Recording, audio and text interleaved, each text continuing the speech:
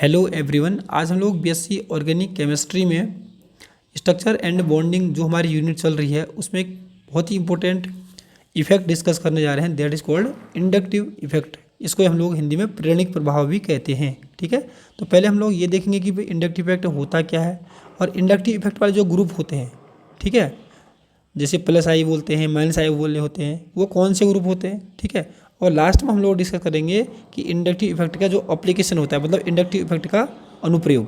ठीक है, तो स्टार्ट करते हैं इंडक्टिव इफेक्ट। तो इंडक्टिव इफेक्ट क्या है?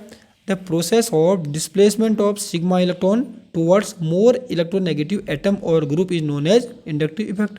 ये बोल रहा है कि वह प्रक्रिया जिसमें सिग्मा इलेक्ट्रॉन का डिस्प्लेसमेंट यानी विस्थापन होता है किसकी तरफ? अधिक विद्युत ऋणात्मक तत्व की तरफ, उसको ही क्या बोलते हैं हम लोग? इंडक्टिव इफेक्ट कहते हैं।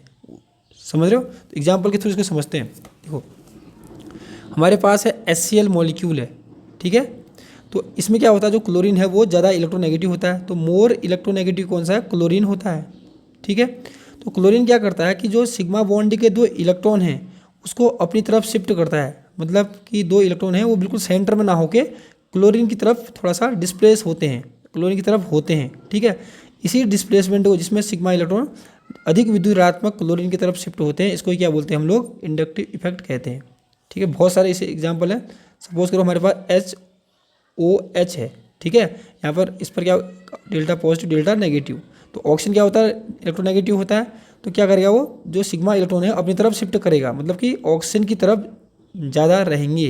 इस पर आएगा डेल्टा, तभी इस पर डेल्टा पॉजिटिव आता है, इस पर डेल्टा नेगेटिव आता है। सेम यहाँ पर भी क्या होता है, तभी इस पर डेल्टा पॉजिटिव आता है, इस पर डेल्टा नेगेटिव आता है। ठीक है, तो इसी डिस्प्लेसमेंट को क्या बोलते हैं? इंडक्टिव इफेक्ट कहते हैं। ठीक है, इसको किससे डिनोट करेंगे? इसको आई से डिनोट करेंगे। ठीक है, अब बोलता है कि दिस इफेक्ट इज परमानेंट, यह इफेक्ट स्थायी होता है, हमेशा रहता है किसी भी मॉलिक्यूल में। ठीक है, and represented by an arrow, जो ये एरो दिखा रखे ना, इस इंडक्टिव इफेक्ट को रिप्रेजेंट कर रहे हैं। अब देखो यहाँ पर ये क्लोरीन है, ये कार्बन है, इसमें दूसरा कार्बन है, ये भी तीसरा कार्बन है। ठीक है, तो क्लोरीन होता है इलेक्ट्रोनेगेटिव ज़्यादा होता है, तो क्या होता है? क्लोरीन ज़्यादा इलेक्ट्रोनेगेटिव होता है, तो क्लोरीन क्या करेगा? अपने बगल वाले कार्बन से इलेक्ट्रॉन को अपनी तरफ खींचेगा भाई। ठीक है, तो इस पर डेल्टा पॉजिटिव आ जाएगा। ठीक है, अब ये कार्बन क्या करेगा? इस कार्बन से इलेक्ट्रॉन खींचेगा, ये कार्बन इस कार्बन से इलेक्ट्रॉन खींचेगा। कहने का मतलब कि क्लोरीन क्या करेगा? इस कार्बन से ज़्यादा इलेक्ट्रॉन खींचेगा क्योंकि वो नज़दीक है। ठीक है, और क्लोरीन इस कार्बन से थोड़ा सा कम इलेक्ट्रॉन खींच पाएगा क्योंकि क्लोरीन और इसके बीच में दूरी ज़्यादा है। ठीक है, इस कार्बन और इस क्लोरीन और इस कार्बन के बीच में दूरी और भी ज़्यादा है, जिससे ये जो क्लोरीन है इस कार्बन से इलेक्ट्रॉन बहुत ही कम खींच पाएगा इनके कंपेयर में। ठीक है, तब लिखा है कि this effect decrease with increase of distance. जैसे जैसे क्लोरीन से इन कार्बन की दूरी बढ़ रही है तो ये जो प्रभाव होता है, इलेक्ट्रॉन खींचने वाला जो प्रभाव होता है वो कम होता है, इसलिए क्लोरीन अपने नज़दीक वाले कार्बन से इलेक्ट्रॉन ज़्यादा खींचेगा। ठीक है, अब देखो टाइप्स ऑफ इंडक्टिव इफेक्ट। ठीक है, क्या बोला? There are two types of inductive effect, दो प्रकार के इंडक्टिव इफेक्ट होते हैं। एक को बोलते हैं प्लस आई इफेक्ट, ठीक है, और एक को बोलते हैं माइनस आई इफेक्ट। यहाँ पर आई का मतलब inductive effect, plus inductive effect यानी एंड माइनस इंडक्टिव इफेक्ट। ठीक है, अब प्लस आई वाले इफेक्ट वाले ग्रुप कौन से होते हैं उसको समझते हैं पहले। ठीक है, एटम्स और group which donate electron towards carbon atom are set to have plus I effect. ऐसा बोल रहा है कि ऐसे परमाणु या ऐसे समूह या ऐसे ग्रुप जो कार्बन की तरफ इलेक्ट्रॉन देते हैं, ठीक है, तो हम क्या बोलेंगे? तो इन एटम और ग्रुप का क्या है?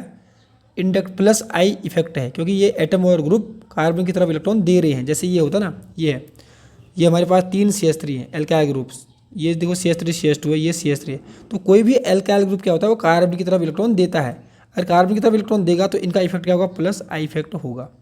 ठीक है, अब माइनस आई इफेक्ट वाले क्या करेंगे?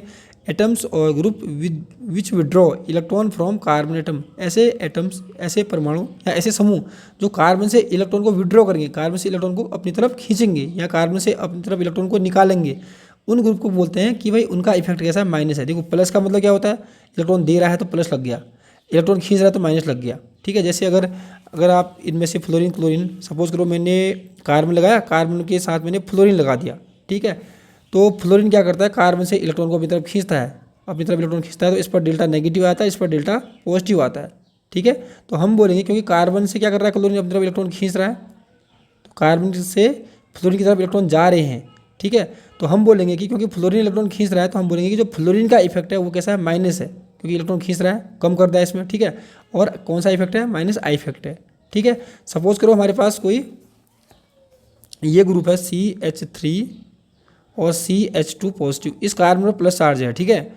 अब ये जो CH3 है वो क्या करता है, कार्बन की तरफ इलेक्ट्रॉन को देता है, ठीक है। तो जो कार्बन की तरफ क्योंकि ये इलेक्ट्रॉन को दे रहा है तो हम कहेंगे कि जो CH3 है इसका इफेक्ट क्या है, प्लस आई इफेक्ट है, ठीक है। तो याद रखना ऐसे परमाणु या ऐसे समूह जो कार्बन की तरफ इलेक्ट्रॉन को देंगे तो उनको जो इफेक्ट होता है प्लस आई इफेक्ट होता है, और जो कार्बन से इलेक्ट्रॉन खींचेंगे जैसे ये खींच रहा है तो उसका इफेक्ट होता है माइनस आई, ठीक है। तो माइनस आई वाले ग्रुप ये हैं, सभी के सभी कार्बन से इलेक्ट्रॉन खींचते हैं, और प्लस वाले ये हैं जो कार्बन की तरफ इलेक्ट्रॉन देते हैं, ठीक है। एप्लीकेशन ऑफ इंडक्टिव इफेक्ट, ठीक है। इंडक्टिव इफेक्ट के क्या क्या अनुप्रयोग हैं उसको डिस्कस कर लेते हैं। नंबर 1, स्टेबिलिटी ऑफ कार्बोकेटाइन, ठीक है। हमको पता है कि हमारे पास 1 डिग्री कार्बोकेटाइन होता है, 2 डिग्री कार्बोकेटाइन होता है, 3 डिग्री कार्बोकेटाइन होता है, ठीक है। इसको टर्सरी कार्बोकेटाइन बोलते हैं, इसको सेकेंडरी कार्बोकेटाइन बोलते हैं, इसको प्राइमरी कार्बोकेटाइन कहते हैं, ठीक है। तो जो टर्सरी कार्बोकेटाइन है 3 डिग्री कार्बोकेटाइन, एक चीज़ और बता रहा हूँ कि इसको 3 डिग्री कार्बोकेटाइन क्यों कहते हैं, अगर नहीं आ रहा है आपको तो मैं एक बार फिर बताने की सोच रहा हूँ, ठीक है। जिस कार्बन पर पॉजिटिव चार्ज है ये वाला, ठीक है, ये कार्बन कितने कार्बन से जुड़ा है, 1 2 3, तब बोलता है 3 डिग्री, ठीक है। इसमें देखो पॉजिटिव चार्ज वाला कार्बन ये है, ये 2 कार्बन से जुड़ा है तो 2 डिग्री कार्बोकेटाइन, ये 1 डिग्री कार्बोकेटाइन, ठीक है। तो क्या होता है 3 डिग्री कार्बोकेटाइन ज़्यादा स्टेबल होता है किससे, 2 डिग्री कंपेयर में, और 2 डिग्री ज़्यादा स्टेबल होता है 1 डिग्री कंपेयर में, ठीक है। ये क्यों होता है, हम इंडक्टिव इफेक्ट से इसको समझा सकते हैं। The stability of carbocation is increase by plus I effect of alkyl group. Alkyl group disperse the positive charge of carbocation due to the presence of 3 alkyl group in 3 degree carbocation. It is more stable than 2 degree and 1 degree carbocation. ठीक है, ये क्या कहता है कि हमारे पास ये 3 degree carbocation है, ये वाला हो गया, ठीक है। ये हो गया 2 डिग्री कार्बोकेटाइन, समझना थोड़ा सा, आप इजीली समझ में आ जाएगा। ये है 2 डिग्री कार्बोकेटाइन और ये है 1 डिग्री कार्बोकेटाइन, ठीक है। तो 3 डिग्री कार्बोकेटाइन में जो कार्बन पर प्लस है, यहाँ पर भी कार्बन पर प्लस है, इसमें यहाँ पर भी कार्बन पर प्लस है, ठीक है। तो सिंपल इसको ऐसे समझते हैं, प्लस का मतलब क्या होता है भाई, इलेक्ट्रॉन की कमी है, ठीक है। सपोज करो इस कार्बन में 100 इलेक्ट्रॉन कम हैं, सपोज दैट, ठीक है। इसमें भी मान रहे हैं कि हम 100 ही मान रहे हैं, 100 इलेक्ट्रॉन इसमें भी कम है, ठीक है। प्लस का मतलब कि इलेक्ट्रॉन की कमी होता है केमिस्ट्री में, ठीक है। और इसका मतलब इस कार्बन पर भी 100 इलेक्ट्रॉन हम लोग क्या मान रहे हैं, कम मान रहे हैं, ठीक है। अब होता क्या है कि 3 डिग्री कार्बोकेटाइन में जो ये 3 एल्काइल ग्रुप जुड़े होते हैं ये इलेक्ट्रॉन देते हैं, ये इलेक्ट्रॉन देते हैं, ठीक है। किसकी तरफ, जिस कार्बन पर पॉजिटिव चार्ज है उसकी तरफ इलेक्ट्रॉन देते हैं। तो इस कार्बन में कितनी कमी है, 100 इलेक्ट्रॉन की कमी है, इसलिए अनस्टेबल है, समझ रहे हो। तो ये कार्बन सपोज करो ये जो मैथिल है इसने 25 इलेक्ट्रॉन दे दिए, इसने भी 25 दे दिए, इसने भी 25 दे दिए, तो इन्होंने 75 इलेक्ट्रॉन की कमी इसका पूरा कर दिया। 100 इलेक्ट्रॉन की कमी थी, 25 इन तीनों ने दे दिया है, तो इसमें कितना कमी रहेगी, अब रहेगी 25 इलेक्ट्रॉन कम रहेगी इस वाले में, इस कार्बन पर, ठीक है।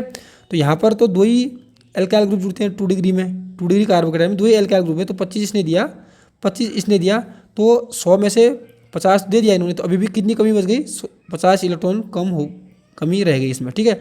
यहाँ पर क्या है 100 इलेक्ट्रॉन की कमी है, इसमें 25 इसने दे दिया, तो कितनी कमी रह गई, 75 की कमी अभी भी रह गई। तो जिसमें ज़्यादा कमी है अभी भी वो अनस्टेबल होता है, जिसमें कम कमी है वो स्टेबल होता है, ठीक है।